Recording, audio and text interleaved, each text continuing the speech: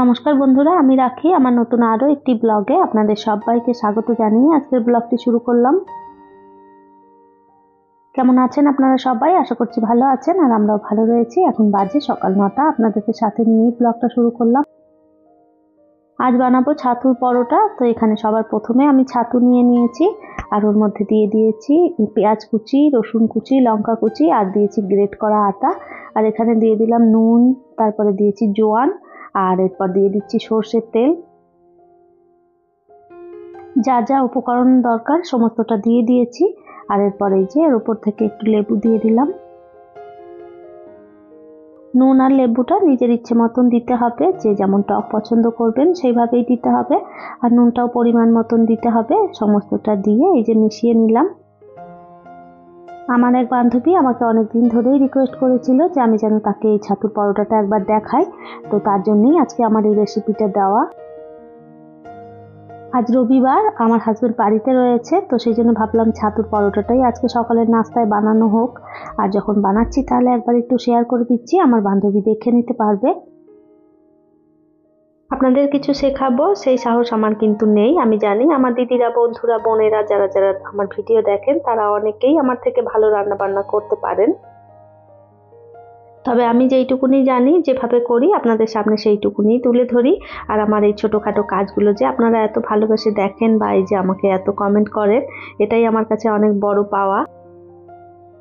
প্রথম যখন ভিডিওটা আমি দিচ্ছিলাম ইউটিউবে, তখন মনে মনে ভাবতাম যে কে আমার ভিডিও দেখবে। আর এই তো সেই রান্না বান্না সবাই যেটা করে আমিও সেটাই সেম করি। আমার এই রান্নাগুলো কারিও ভালো লাগবে। তবে আপনারা এই যে কমেন্ট করে এক একটা জিনিস দেখাতে বলেন, এতে করে আমার কিন্তু বেশ খুশি হয় মনটা। আমার এই সাধারণ জীবনযাপনে আমার এই সাধারণ রান্নাবান্না, সাধারণ কাজকর্ম যে আপনাদের এত ভালো লাগে, সেটাই আমার কাছে অনেক বড় পাওয়া। এক একজন এক এক রকম ভাবে ছাতুর পরোটাটা বানিয়ে থাকে। আমি যেভাবে বানাই আপনাদের সঙ্গে সেটাই আজকে শেয়ার করলাম। জানি না আপনাদের কেমন লাগবে, তবে এভাবে করে দেখবেন, খেতে কিন্তু বেশ ভালোই হয়। শীতকালে ছাতুর পরোটা বা লিট্টি চোখা এই ধরনের খাবারগুলো আমি কিন্তু বেশ ভালোই পছন্দ করি। আর আমার একটু ঝাল ঝাল টাইপের খাবারই বেশি পছন্দ। তো এটা যখন একটু টক মিষ্টি ঝাল ঝাল থাকে, খেতে কিন্তু বেশ ভালোই লাগে। ছাতুর পরোটার সঙ্গে বেগুন পোড়া, টমেটো পোড়া, আলু সিদ্ধ সমস্তটা একসাথে মাখলে কিন্তু বেশ ভালো লাগে খেতে। আর না হলে মিষ্টি মিষ্টি টমেটোর চাটনি দিয়েও খেতে ভালো লাগে। এই দুটো জিনিস দিয়েই কিন্তু আমার ছাতুর পরোটা বেশি খেতে ভালো লাগে। অন্য কিছু দিয়ে খেলে আবার সেভাবে একটা ভালো লাগে না। আর এই তো সমস্ত ছাতুর পরোটাগুলো আমার হয়ে গেছে ভাজা। আর এরপর একটু মিষ্টি মিষ্টি করে টমেটোর চাটনি করে নেব, তাহলেই মোটামুটি হয়ে যাবে। আর এই তো টমেটোর চাটনিটাও বসিয়ে দিয়েছি। একটুখানি তেলের মধ্যে 5 ফোড়ন দিয়ে তারপরে টমেটোটা নেড়ে চেড়ে একটু নুন দিয়েছিলাম, হলুদ দিয়েছি আর দিয়েছি চিনি। আর চিনিটা দেওয়ার পর ভালো করে একটু নেড়ে চেড়ে ব্যাস টমেটোটা গলে যাওয়ার পরই আর কি নামিয়ে দিয়েছি। টমেটোর চাটনি হতে তো আর বেশি খুব একটা সময় লাগে না।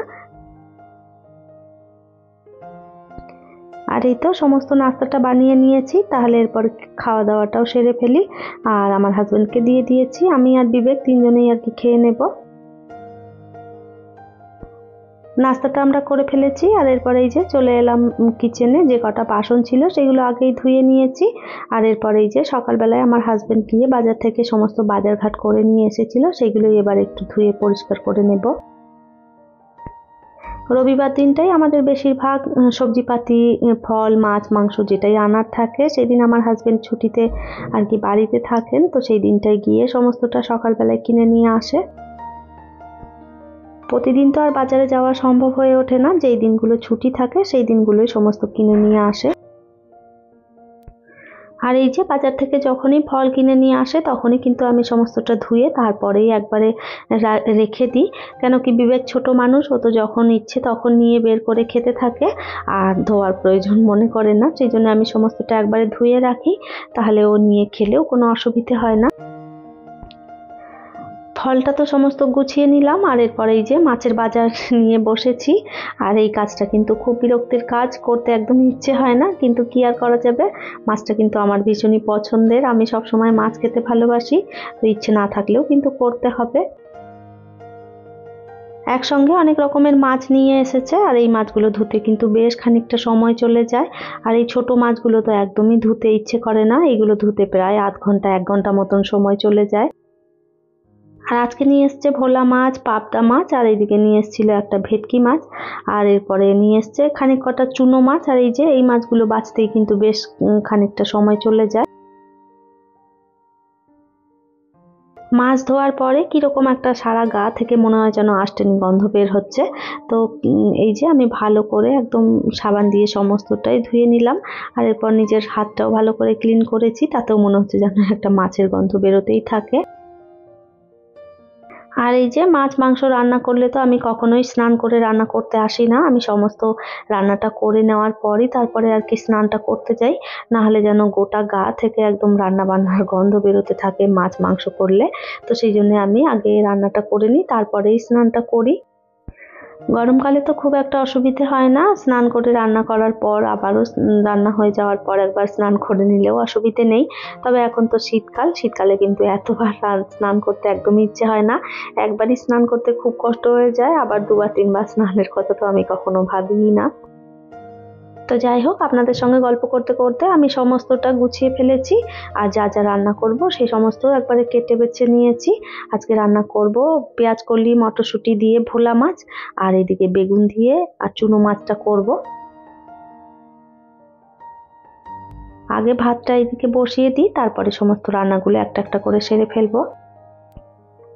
আর আজকে হচ্ছে রবিবার, রবিবার দিনটা হচ্ছে সবারই ছুটির দিন, আর আমার ক্ষেত্রে কিন্তু সে উল্টোটা, রবিবার দিনটায় আমার মনে হয় যেন বেশি খাটনি হয়ে যায়। আর এই যে ভাতটাও বসিয়েছিলাম, ভাতটা ফুটে উঠেছে, আর তার মধ্যেই গ্যাসটাও শেষ হয়ে গেছে। রান্না করতে করতে যদি গ্যাস শেষ হয়ে যায় সেটা একটা বিরক্তির ব্যাপার, কিছু করার নেই, এগুলো তো আর বলা যাবে না, এর তো কোনো টাইম টেবিল নেই কখন যে শেষ হবে। তো এই যে গ্যাসটাও একটু লাগিয়ে নিচ্ছি, তারপরে আবার রান্নাটা শুরু করব। ভালোই হয়েছে আমার হাজবেন্ড বাড়িতে রয়েছে, সেই সময় কাজটা শেষ হয়েছে, না হলে এই কাজগুলো আমাকে একা করতে হয়, টেনে টেনে আনতে হয়। তারপরে যেহেতু একটা সিলিন্ডার একটু ওই বেলকনির দিকে থাকে, ওখান থেকে টেনে টেনে আনতে হয়, তো এই বিষয়গুলো একটু কষ্টকর। তো যাই হোক, হাজবেন্ড ছিল, অসুবিধা হয়নি, ও সমস্তটা গুছিয়ে দিল আর আমি লাগিয়ে নিয়েছি। আর এরপর আবার এই যে ধরিয়ে দিচ্ছি গ্যাসটা, ভাতটা হয়ে যাবে একটু পরেই, আর এইদিকে তরকারিটাও বসিয়ে ফেলবো। প্রথমে মাছ রান্নাটাই করে ফেলবো, তারপরে বাকি যেগুলো রয়েছে সেগুলো আস্তে আস্তে করব। আর এই যে সবার প্রথমে কড়াইতে তেল দিয়ে মাছটা একটু ভেজে নেব। এই মুহূর্তে আপনারা যারা আমার ভিডিওটি দেখছেন প্লিজ একটি লাইক করে দেবেন, আর আমার ভিডিওর কোনো অংশ যদি আপনাদের ভালো লেগে যায় কমেন্ট করে জানাতে ভুলবেন না। আর এই ধরনের ভিডিও যদি আপনারা আরও দেখতে চান, চাইলে কিন্তু আমার চ্যানেলটিকে সাবস্ক্রাইব করেও রাখতে পারেন। কাজটি যারা অলরেডি করে রেখেছেন তাদের অসংখ্য ধন্যবাদ। আগে কয়েকটা মাছ ভেজে তুলে নিয়েছি, আবার দুটো বসিয়ে দিলাম, আর এদিকে ভাতটাও হয়ে গেছে, এটাও নামিয়ে নিলাম, আর এদিকে মাছটা ভাজা হয়ে গেছে, আর এরপর তরকারিটা করে নিলেই হয়ে যাবে। রবিবারের দিনটা বেশিরভাগ আমার কিচেনেই কেটে যায়, সকাল থেকে উঠে রান্না বান্নার ঝামেলা শুরু হয়, আর একদম সেই দুপুরের পর ছুটি, না হলে বেশিরভাগ সময়টাই রান্নাঘরের ভেতরেই ঢুকে থাকতে হয়। আর এই যে তেলের মধ্যে একটু কালো জিরে দিয়ে দিয়েছি, তারপরে দিয়ে দিয়েছি পেঁয়াজ, পেঁয়াজটা দিয়ে একটু নেড়ে চেড়ে তারপরে এর মধ্যে টমেটোও দিয়ে দিয়েছি, আর একটু আদা রসুন বাটা দিয়েছি, আর দিয়েছি জিরের গুঁড়ো, আর দিয়েছি ধনের গুঁড়ো, আর এখানে এই যে নুন দিলাম, হলুদ দিলাম, আর এরপর সমস্তটা নেড়ে চেড়ে কষিয়ে নেব একটু ভালো করে। মশলার কাঁচা গন্ধটা চলে যাওয়ার পর এর মধ্যে মটরশুঁটি আর পেঁয়াজ কলিটা দিয়ে দিয়েছি। মটরশুঁটিটা একটু সিদ্ধ করে দিলে ভালো হয়, তাতে একটা কাঁচা যে গন্ধ থাকে সেই গন্ধটাও চলে যায়। তবে আজকে আর সিদ্ধ করার টাইম পাইনি, কাঁচাই দিয়ে দিলাম। মটরশুঁটির একটা কাঁচা গন্ধ থাকে, সেই গন্ধটা আমার একদমই ভালো লাগে না, ওই জন্য আমি তরকারিতে সবসময় একটু সিদ্ধ করে তারপরেই মটরশুঁটিটা দিয়ে থাকি। আর এই তো পরিমাণ মতন ঝোল দিয়ে দিয়েছি, আর এরপর একটু ঢাকা চাপা দিয়েছিলাম, তাতে করে মটরশুঁটি আর পেঁয়াজ কলি দুটোই সিদ্ধ হয়ে গেছে। আর এরপর ভেজে রাখা মাছগুলো দিয়ে দিচ্ছি। এই রান্নাটা যে কোনো মাছ দিয়েই করা যেতে পারে, ছোট ছোট রুই মাছ দিলেও কোনো অসুবিধে নেই, বেশ ভালোই লাগবে খেতে। জ্যান্ত মাছ হলে আরও বেশি ভালো হয়, তবে আজকে আমার কাছে তো এই ভোলা মাছটাই ছিল, এটা দিয়েই করে নিয়েছি। নামানোর আগে একটু ধনেপাতা দিয়ে দিয়েছি। আর এই যে রান্নাটা হয়ে গেছে কমপ্লিট। আর খেতে কিন্তু বেশ ভালো হয়েছিল। আর এই যে এরপর চুনো মাছটার জন্য সমস্তটা আর কি মাখিয়ে নেব। আর একবারে মাখিয়ে নিয়ে তারপরেই চুনো মাছটা বসাবো। আর এভাবে করলে চুনো মাছটা খেতে কিন্তু বেশ ভালো স্বাদ হয়। ছোট ছোট করে বেগুন কেটে নিয়েছিলাম, তারপরে এর মধ্যে দিয়ে দিয়েছি টমেটো, পেঁয়াজ, আর এখানে দিয়ে দিলাম জিরের গুঁড়ো, ধনের গুঁড়ো আর নুন, হলুদ সমস্তটা দিয়ে একবারে ভালো করে মেখে নেব। চুনো মাছটা কিন্তু আমাদের বাড়িতে আমার হাজব্যান্ড আমি দুজনেই খুব বেশি পছন্দ করি। আর এভাবেই মেখে একসঙ্গে বসিয়ে দিই, খেতে কিন্তু বেশ ভালো লাগে। আর এই যে এর মধ্যে একটুখানি সর্ষের তেলও দিয়ে দিয়েছি, আদা রসুন বাটাটাও দিয়েছিলাম।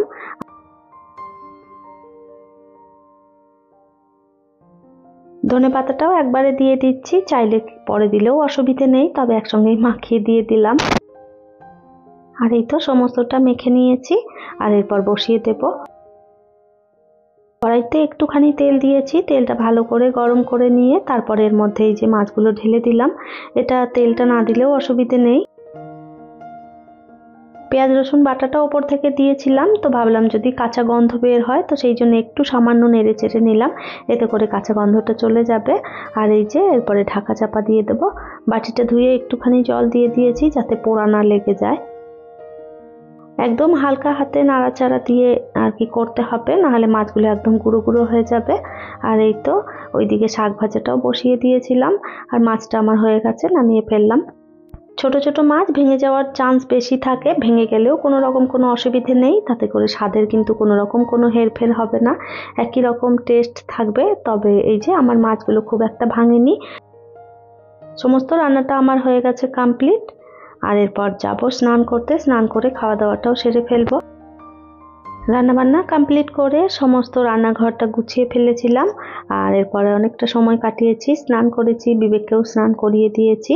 আর এখন বাজে বেলা 2:30, আর আমরা সবাই মিলে খেতে বসে পড়েছি। আমার হাজব্যান্ড যেদিন বাড়িতে থাকে সেদিন সমস্ত কাজেরই দেরি হয় একটু। ওই যে ওরা বাবা ছেলে দুজনে মিলে বদমাইশি করতে থাকে, আর আমিও ওদের সঙ্গে সঙ্গে গিয়ে একটু দেখি। আর এইসব করতে গিয়ে কিন্তু রান্নাটার অনেকটা দেরি হয়ে যায়। তাহলে চলুন, আমার আজকের ভিডিওটা এই পর্যন্তই। ফিরবো নতুন ব্লগ নিয়ে, ততক্ষণের জন্য সবাই ভালো থাকবেন, সুস্থ থাকবেন।